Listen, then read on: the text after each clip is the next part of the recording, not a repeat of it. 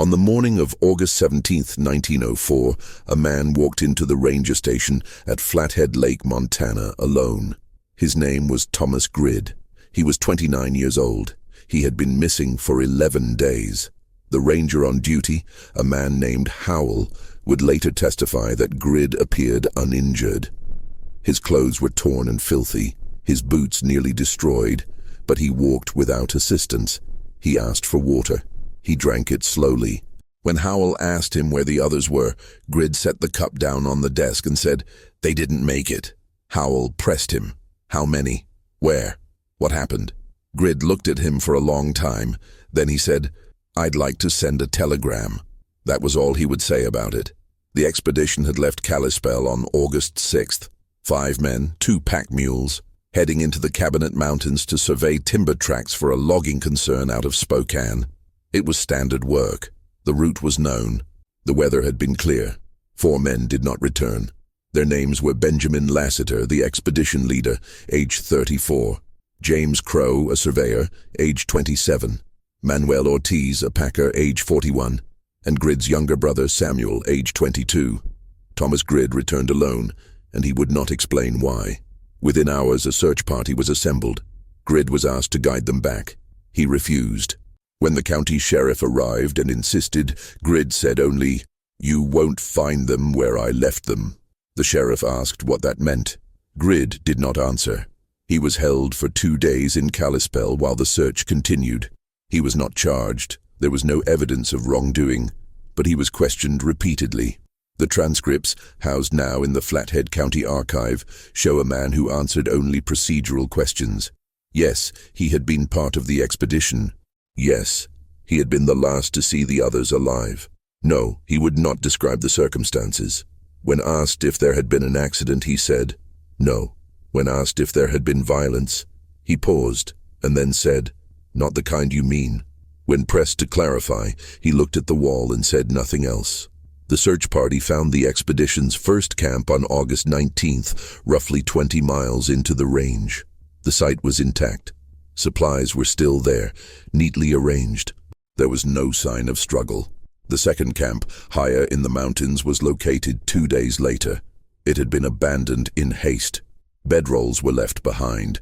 A cookpot still contained the remnants of a meal. There were tracks leading away from the camp in multiple directions, but the terrain quickly became impassable and the trail went cold. No bodies were ever recovered. Thomas Grid was released on August 22nd. He left Kalispell the same day and returned to his family's farm outside Poison, 30 miles south. He lived there, alone, for the next 41 years. He never married. He rarely left the property. In all that time, he spoke to fewer than a dozen people about the expedition, and never once did he offer an explanation. In 1911, a journalist from the Missoulian traveled to Poison to interview him. Grid met him at the door and refused to let him inside. The journalist asked if he would answer a single question. Why had he survived when the others had not? Grid looked at him for a long moment. Then he said, "Because I came back." He closed the door. In 1928, Samuel Grid's widow, who had remarried and moved to Seattle, wrote to Thomas asking if he would meet with her. She said she had a right to know what happened to her first husband. She said her children had a right to know. Thomas never replied. He died in his sleep in April of 1945, age 70. His estate was left to a cousin in Butte. Among his belongings was a small leather journal, water-stained and brittle. It contained survey notes, sketches of the terrain, and weather observations up to August 9, 1904, 3 days into the expedition. After that, the pages were blank, not torn out, not burned, simply blank. The journal is now held in the collection of the Montana Historical Society. Researchers have examined it under magnification and infrared light, searching for erased or faded text. There is none. Whatever Thomas Grid chose not to write, he chose not to write from the beginning. The 5 men who entered the Cabinet Mountains in August of 1904 were not strangers. Benjamin Lassiter had worked for the Inland Timber and Survey Company for 6 years. He was known as cautious and methodical, a man who planned routes with care and kept detailed records. His wife, Margaret, would later tell investigators that he had never expressed concern about the expedition. He had made the journey into those mountains twice before, without incident. James Crow had surveyed with Lassiter on both prior trips. He was younger, less experienced, but reliable. He had a fiancée in Spokane. They were to be married in October. She kept his letters. In the last one, dated August 4th, 2 days before departure, he wrote, "The weather looks fine. Ben says we'll be back in 2 weeks. I'll bring you something from the mountains." Manuel Ortiz had been hired as a packer and guide. He was older, a man who knew the high country. He had worked with Lassiter once before, in 1902, and Lassiter had requested him specifically for this expedition. Ortiz had a wife and 3 children in Kalispell. His daughter, interviewed in 1959 as part of an oral history project, remembered him as a man who always came home. "He was steady," she said. "He didn't take risks. He used to tell us, the mountains don't care about your plans." He respected that. And then there were the Grids, Thomas and Samuel. They were brothers, born 2 years apart on a homestead outside Poison. Their parents had died within 6 months of each other in 1899, their father of pneumonia, their mother of what the doctor called a broken heart. The brothers had kept the farm going together. They were close. In a town where most men worked alone or in loose partnerships, the Grids were inseparable. Thomas was the older, quieter one. Samuel was the talker, the one who made friends easily. A neighbor, interviewed in 1932, recalled that Samuel could sell you your own shoes and make you thank him for it. Thomas, by contrast, was described as serious, deliberate, slow to trust. But he trusted his brother. Samuel had worked for inland timber before, on smaller jobs closer to Kalispell. When the August expedition came up, he convinced Thomas to join him. It was good pay, 2 weeks' work for what most men made in a month. Thomas had resisted at first. He didn't like leaving the farm. But Samuel insisted. He told Thomas they could use the money to fix the roof before winter. Thomas agreed. No one who knew them ever suggested there was tension between the brothers. Every account describes them as devoted to one another.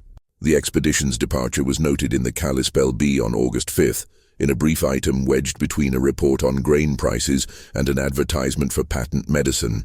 5 men departed this morning for the Cabinet Range under the direction of Mr. Benjamin Lassiter. They are expected to return by the 20th inst. There was no ceremony, no fanfare. It was work, and they went to do it. Margaret Lassiter saw her husband off at dawn. She would later recall that he kissed her at the door and told her he loved her, which was not unusual, but that he had held her a moment longer than normal. "I thought it was strange at the time," she said in her testimony, "but I didn't say anything." James Crow's fiancée did not see him leave. He had stayed the night before in Kalispell at a boarding house near the rail depot. She received a note from him that afternoon, delivered by a boy. It said, "Gone north. Be good. Love, Jay." Manuel Ortiz kissed his children goodbye and told them to mind their mother. His wife walked with him to the edge of town. She asked him if the route was safe. "Safe as any," he told her. She never saw him again. Thomas and Samuel Grid left the farm together in the pre-dawn hours. A hired hand was watching the animals. Thomas locked the door. He put the key in his pocket. Samuel joked that he was acting like they were going to war. "Just being careful," Thomas said. Samuel laughed. That moment, Samuel laughing, Thomas locking the door, is the last confirmed image we have of them together before the mountains.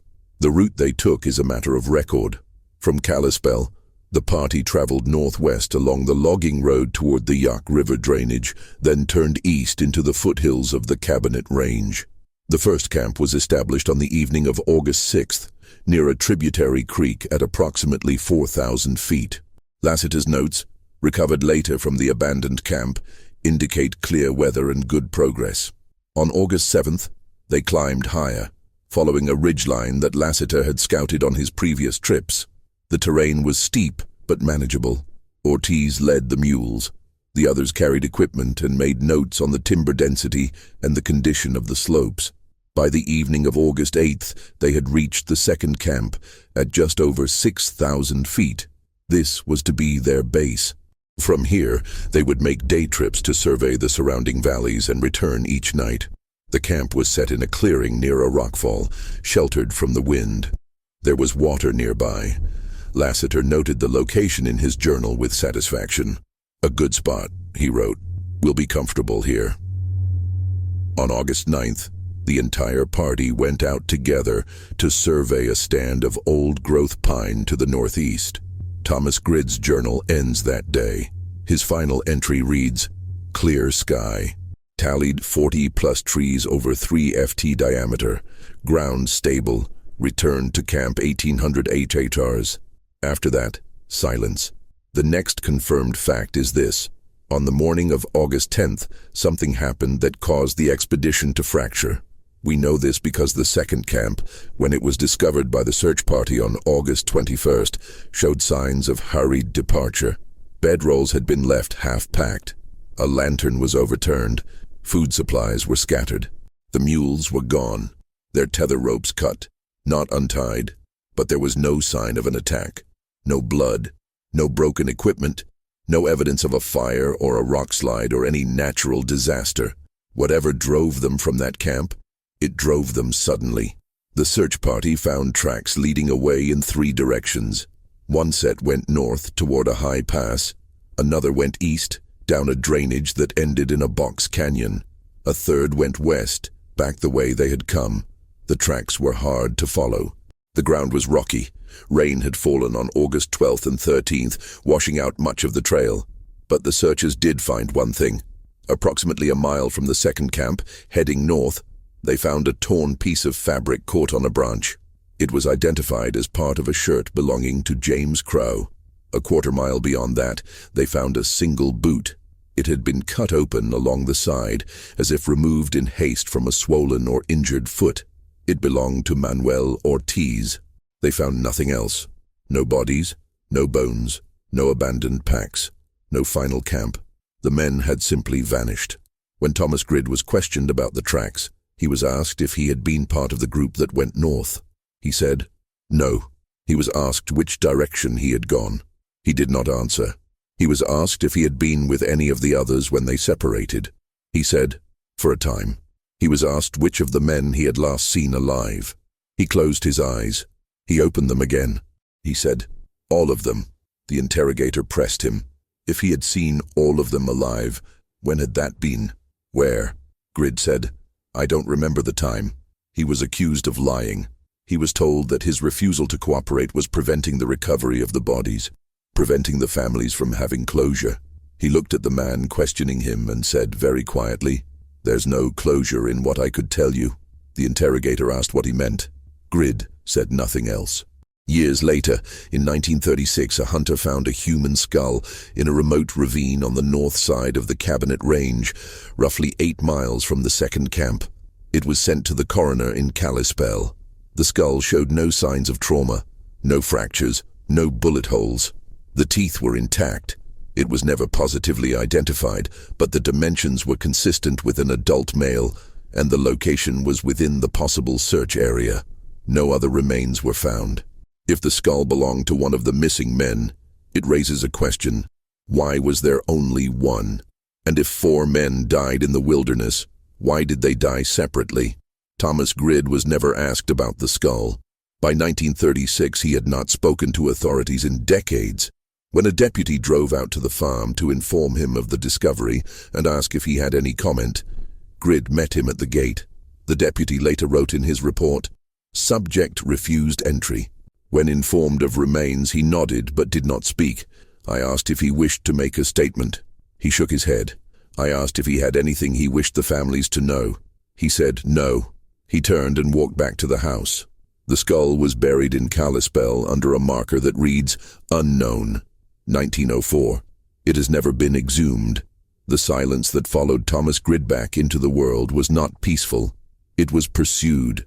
In the days immediately after his return, while the search was still active, Kalispell filled with journalists, curiosity seekers, and the grieving. Margaret Lassiter took a room at the Grand Hotel and waited. James Crow's fiancée traveled from Spokane and stayed with a cousin. Manuel Ortiz's wife brought her children and stood outside the sheriff's office. waiting for news. When the search was called off on August 26th, with no bodies recovered and no answers given, the families demanded a formal inquest. It was held on September 3rd, 1904, in the Flathead County Courthouse. Thomas Grid was subpoenaed. He appeared. He took the stand. He placed his hand on a Bible and swore to tell the truth. Then he told them almost nothing. The transcript, preserved in brittle typewritten pages, runs to 14 pages. Most of it is the questions. His answers rarely exceed a single sentence. Q. Mr. Grid, can you describe the events of August 10th? A. No. Q. Why not? A. I don't wish to. Q. Did something happen on that day that caused the party to separate? A. Yes. Q. What was it? A. I can't say. Q. Can't or won't. A. Both. Q. Mr. Grid, 4 men are dead. Their families deserve to know what happened. A. I understand. Q. Then tell us. A. No. The coroner, a man named Dr. Pierce, grew visibly frustrated. He asked Grid if he understood that his refusal to cooperate could be seen as evidence of guilt. Grid said he understood. Pierce asked if he had harmed any of the men. Grid said, no. Pierce asked if he had witnessed anyone else harm them. Grid paused. Then he said, no one harmed them. Pierce leaned forward. Then how did they die? Grid looked at him for a long time. Then he said, I didn't say they were dead. The room went silent. Pierce asked him to clarify. Grid said nothing. Pierce pressed him. If the men were not dead, where were they? Grid said, I don't know. Pierce asked if he had seen them alive after August 10th. Grid said, yes. Pierce asked when he had last seen them. Grid said, I don't remember. Pierce asked if he expected anyone to believe that. Grid said, no. The inquest concluded with no finding of fault. There was no evidence of crime. There was no evidence of negligence. There was only the fact of 4 missing men and 1 man who would not speak. Margaret Lassiter stood up as the proceedings ended and addressed Grid directly from the gallery. You know what happened to my husband, she said. Her voice was steady. You know, and you won't tell me. I want you to understand that I will never forgive you. Grid looked at her. His face, according to those present, showed no emotion. He said, I understand. Then he left. In the months that followed, the families tried everything they could to break his silence. Margaret Lassiter hired a private investigator, a man named Cobb, who traveled from Butte. Cobb interviewed everyone who had known the men, retraced the route, examined the camps. He found nothing that had not already been found.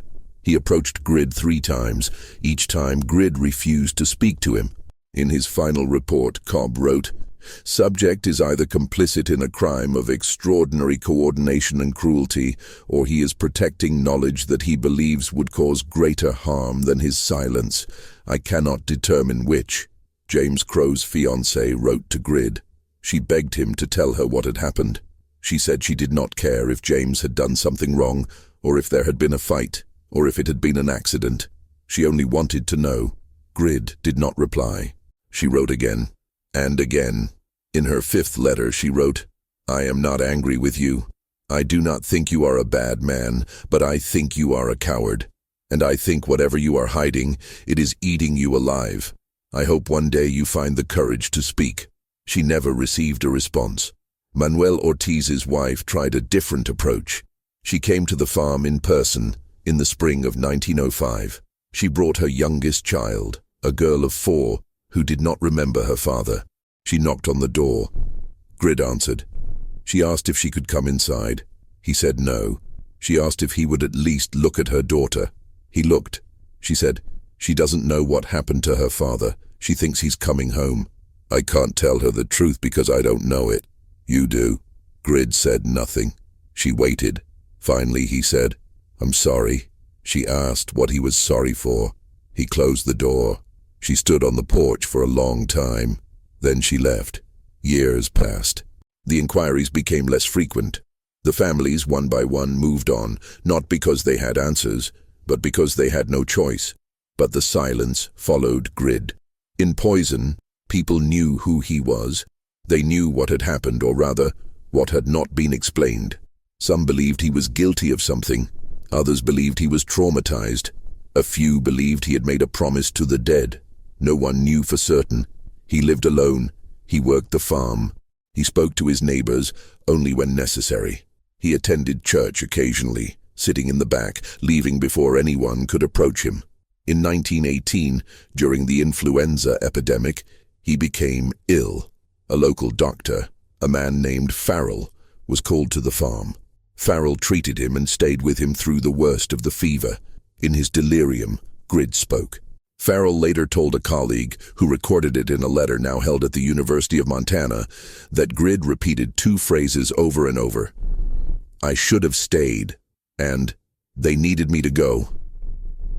When Farrell asked him what he meant, Grid, half-conscious, said, "If I tell you, you'll go looking." Farrell asked, "Looking for what?" Grid opened his eyes. He was lucid for a moment. He said, "Don't." Then he fell back asleep. When he recovered, Farrell tried to ask him about it. Grid claimed not to remember. Farrell did not believe him, but he did not press. In all the years that followed, Thomas Grid was approached by journalists, researchers, amateur detectives, and even a filmmaker in 1939 who wanted to make a picture about the disappearance. He turned them all away. The last person to try was a graduate student from the University of Washington in 1944, writing a thesis on unsolved disappearances in the American West. She wrote to Grid requesting an interview. He wrote back. The letter, preserved in her research files, is a single sentence. "I have nothing to say that would help you." He died the following spring. At his funeral, there were 11 people. None of them were family. A minister spoke. The service lasted 20 minutes. He was buried next to his brother Samuel in the cemetery outside Poison. The headstone lists both their names and both their dates of birth. For Samuel, the date of death is listed as August 1904. For Thomas, April 1945. Between them, 41 years. And in all that time, Thomas never once said what happened in the mountains. There are cases in history where silence is itself the answer. Not because the truth is unknowable, but because the act of withholding it becomes a form of protection against judgment, against misunderstanding, or against something worse. Thomas Grid's silence has been examined for over a century. Researchers have proposed theories: accidents, violence, madness, betrayal, cannibalism, murder. None of them fit the facts. Because the facts, as sparse as they are, point not to a crime, but to a choice. Consider what we know. Grid returned unharmed. He was not injured. He was not starving. He showed no signs of physical trauma. He walked out of the wilderness under his own power and asked for water, not help. This suggests he was not fleeing. He was not running for his life. He was simply leaving. Consider also what he said and did not say. When asked if there had been an accident, he said no. When asked if there had been violence, he said, "Not the kind you mean." When asked if the men were dead, he said, "I didn't say they were dead." These are not the words of a man trying to conceal guilt. They are the words of a man trying to avoid explanation. The question is, why? One possibility is that what happened in the mountains was so incomprehensible, so outside the boundaries of normal experience, that any attempt to describe it would sound like madness. But Grid was not considered mad.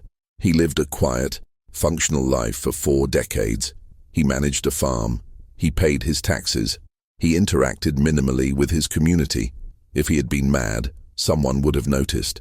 Another possibility is that he made a promise. In the culture of the time, among men who worked in isolation and danger, certain codes held. If a man gave his word, he kept it. If he swore to silence, he remained silent, even unto death. But who would he have promised, and why?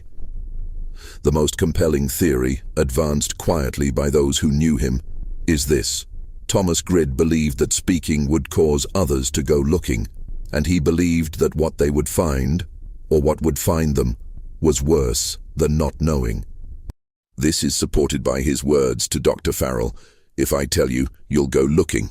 It is supported by his letter to the graduate student, "I have nothing to say that would help you." It is supported most of all by the fact that he never tried to defend himself. He could have invented a story, an avalanche, a fall, a bear, anything. He did not. He allowed the families to hate him. He allowed the town to whisper. He allowed his name to be stained. He chose that. Why would a man choose that unless he believed the alternative was worse? In 1972, a historian named Dr. Ellen Kirby conducted a systematic review of the case for her book, Silence in the Mountains: Unsolved Disappearances in the American West.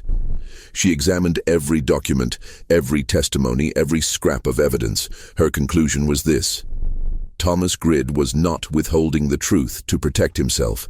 He was withholding it to protect others. Whether from knowledge, from danger, or from themselves, we cannot know. But his silence was not selfish. It was the opposite. She went on to write, "There are places in the wilderness where men go and do not return. Sometimes it is the land that takes them. Sometimes it is chance. And sometimes it is something we do not have words for." Grid knew what happened. He carried it for 41 years. And in all that time he never faltered. That is not guilt. That is discipline. Kirby's book was well received, but it did not solve the case. Nothing has. The Cabinet Mountains remain. The ridges, the ravines, the high passes where the 5 men walked in August of 1904. They are still there, unchanged. Hikers occasionally report finding remnants: a rusted buckle, a piece of rotted leather, a cairn that might be natural or might not. But no bodies have ever been found, and no one has ever returned from those mountains with a story like Thomas Grid's. In 2003, a team of researchers used ground-penetrating radar in the area surrounding the second camp, hoping to locate remains. They found nothing. In 2011, a documentary crew attempted to retrace the expedition's route. They made it as far as the second camp, now overgrown and barely recognizable, and then turned back due to weather. The director later said in an interview, "There's something about that place. It's hard to describe. You feel like you're being watched, but not by anything you can see. We all felt it. We didn't talk about it, but we all felt it. Whether that feeling is real or imagined, it does not matter. What matters is this: Thomas Grid walked out of the mountains in 1904, and he spent the rest of his life making sure no one else walked in after him. He did not do that by warning them. He did that by refusing to give them a reason. The families wanted closure. They wanted to know. But Grid understood something they did not. Some questions, once answered, do not close. They open, and what they open cannot be shut again. His silence was not cruelty. It was mercy. Whether we accept that or not, it remains true. Thomas Grid took the truth to his grave. And whatever he buried there, he buried for a reason. The mountains keep their secrets, and so did he.